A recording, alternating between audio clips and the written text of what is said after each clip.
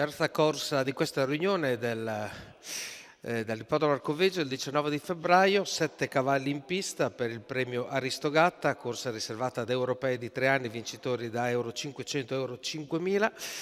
Una corsa basata sul doppio giro di pista, quindi 1600 metri, 7 cavalli al via. I cavalli si stanno raggruppando in questo momento in attesa delle luci dell'autostart che li richiamino ad allinearsi dietro lo stesso.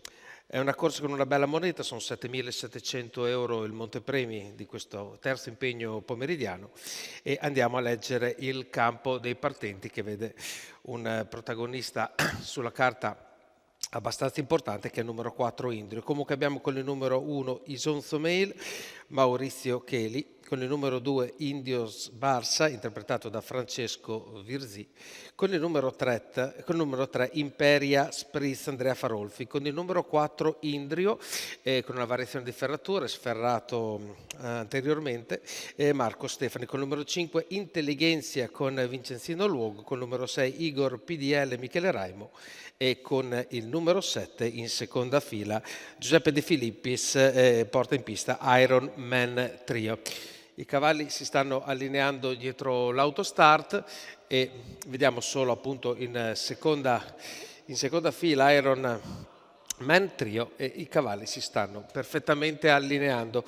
La macchina sta per entrare nella retta delle tribune, che appunto li porterà al lancio per questa corsa sui 2 giri di pista. La macchina allunga e tra un po' si chiudono le ali per il via.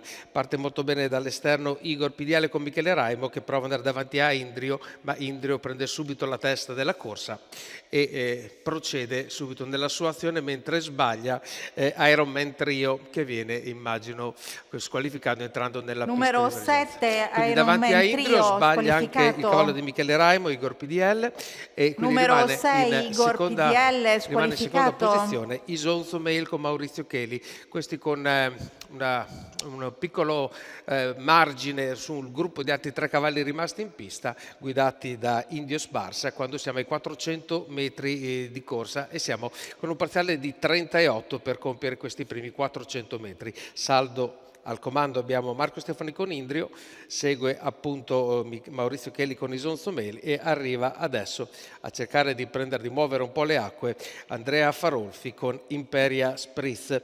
Imperia Spritz per il momento si parcheggia a lato della seconda posizione, quindi di fianco a Isonzo Meli, e arriviamo così a terminare i primi 800 metri di corsa, con parziale di 31,4 per quello che riguarda gli ultimi 400 metri.